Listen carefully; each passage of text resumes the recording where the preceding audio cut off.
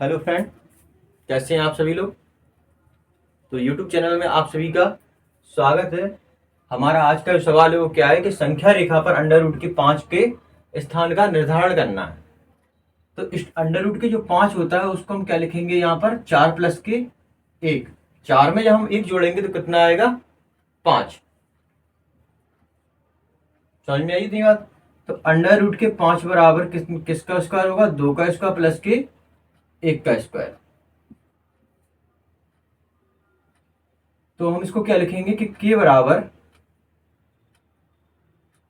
आधार, मतलब ए का वर्ग प्लस 1 का वर्ग। इसको हम क्या लगा देंगे यहाँ पर, स्क्वायर। वो कह रहा है कि इसको हमें संख्या रेखा पर निर्धारण करना है। तो हमारा ए का जो मान है वो कितना है, यहाँ पर एल आएगा।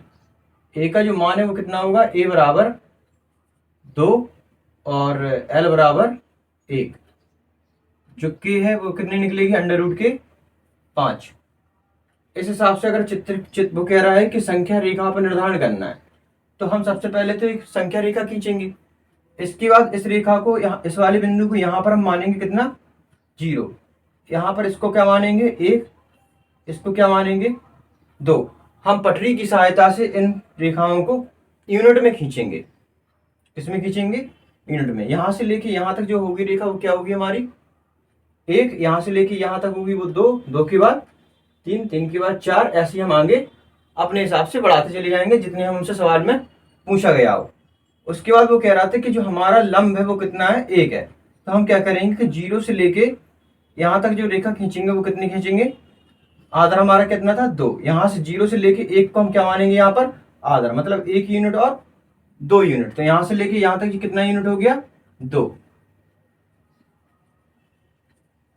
इसका 0 से लेके ये हमारा कितना हो गया, आधार 2।